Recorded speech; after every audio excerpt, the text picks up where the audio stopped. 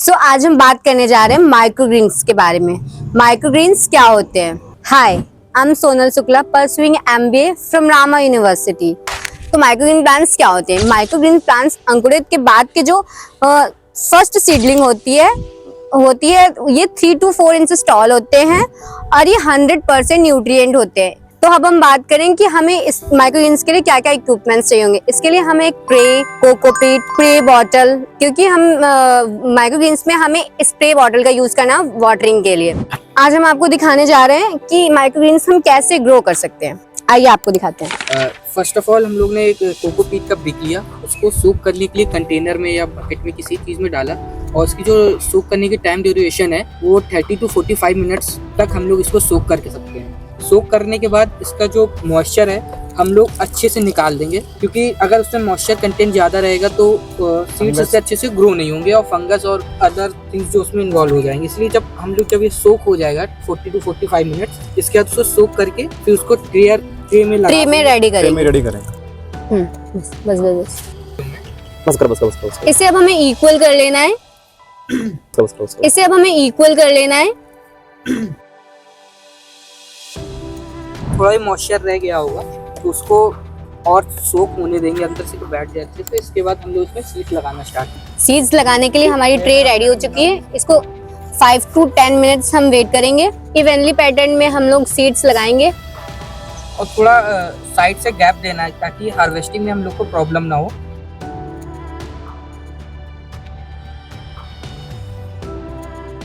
Seeds के according ही हम लोग जैसे तो उसी हिसाब से डिस्टेंस भी मेंटेन करेंगे कि किस डिस्टेंस में कितने डिस्टेंस में कौन सी सीड्स लगानी है।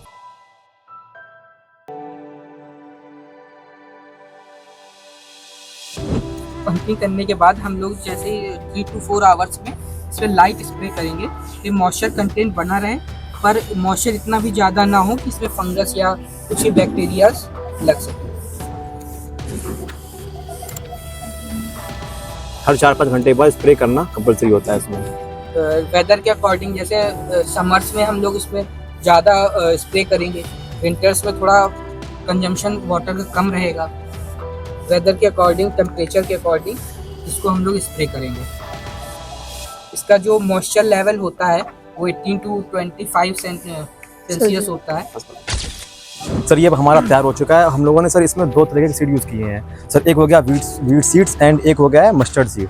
माइक्रोग्रीन्स होते हैं, उन्होंने इंडोर आउटडोर हम दोनों ग्रो कर सकते हैं। अगर इंडोर में ग्रो कर रहे हैं तो हम एलईडी लाइट के थ्रू भी उसको ग्रो कर सकते हैं। अगर हम माइक्रोग्रीन्स में टाइम और प्लेस की बात करें तो ये पूरे साल उगाए जाते हैं। जाके प्लेस की बात करें तो 100 से 200 मीटर का जो स्क्वायर मीटर का एरिया जो होता है वो इनफ होता है। मेनली इनको इनडायरेक्ट सनलाइट चाहिए होती है जाके, और न्यूट्रिएंट मतलब मॉइस्चर कंटेंट भी चाहिए होता है, और एयर भी हल्की फुल्की आनी चाहिए, नमी भी होनी चाहिए उसमें जाके। और ये अक्टूबर से जो मार्च का मंथ होता है इसमें बेसिकली बहुत अच्छे ग्रो करते हैं, क्योंकि ये ठंडा मौसम होता है जाके। बाकी इसको हम पूरे साल उगा सकते हैं। बेसिक स्टैंडर्ड मेजरमेंट होता है इसका, जो वो एक ट्रे में लेते हैं, ट्रे में या अलग अलग से लेते हैं। तो स्टैंडर्ड जो साइज होता है 10 to 20 रहता है इसका बेसिक स्टैंडर्ड साइज। और इसकी सीड्स की जो क्वालिटी होती है, स्मॉल सीड्स का अलग रहता है और लार्ज सीड्स का अलग रहता है। जैसे स्मॉल सीड्स में ब्रोकली हो गया, बेसिल्स हो गए, उसमें 1 to 2 टेबल स्पून सीड्स डालते हैं। और जैसे अगर बड़े सीड्स की बात करें जैसे सनफ्लावर हो गया तो उसको 1 to 2 कप रहता है उसमें डाला जाता है। सर माइक्रोग्रीन्स के लिए अगर हम लोग ऑर्गेनिक सीड यूज़ करते हैं तो ज़्यादा बेटर होता है।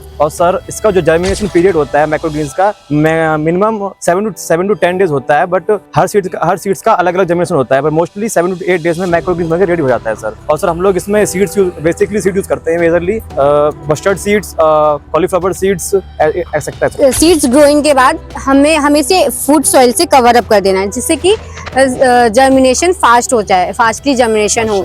और इसके लिए हम फूड फॉइल का यूज इसलिए करते हैं जिससे मॉइस्चर बना रहे कोकोपीट और सीड्स में। मोस्टली माइक्रोग्रीन का यूज सलाद, सैंडविच और जूस, वाइन के लिए भी उपयोग किया जाता है। और माइक्रोग्रीन का यूज एंटीऑक्सीडेंट होता है जो कैंसर के लिए बहुत उपयोगी है। सर इसमें 7 से 14 दिनों का समय 7 to 14 दिन के प्रोसेस के बाद इसके हार्वेस्टिंग का टाइम आता है। जब 3 to 4 इंस्टॉल हो जाते हैं प्लांट्स, तो उसके बाद हम लोग उसको हार्वेस्ट कर लेते हैं। ये micro green full of nutrients होते हैं और ये फुल क्रॉप से ज़्यादा, मतलब 7 से 8 इनमें ज़्यादा न्यूट्रिएंट्स। तो इस तरह से आप easy to grow microgreens grow कर सकते हैं। होम में कर सकते हैं और रूफ टॉप पे यूज कर सकते हैं, कहीं भी यूज कर सकते हैं। Microgreens are very easy to grow और इसके बेनिफिट्स होते हैं लाइक इन्हें हम सैलेड्स के रूप में, और हेल्थ न्यूट्रिएंट्स होते हैं लाइक जो भी हेल्थ कॉन्शियस लोग होते हैं और जिम वाले लोग होते हैं वो इन्हें बहुत ही इजीली कंज्यूम करते हैं, लाइक सैलेड, सैंडविचेस, जूस में मतलब ग्राइंड करके ऐसे कंज्यूम करते हैं। तो इस तरह से आप easy to grow microgreens grow कर सकते हैं। Thank you Thank so you. Much.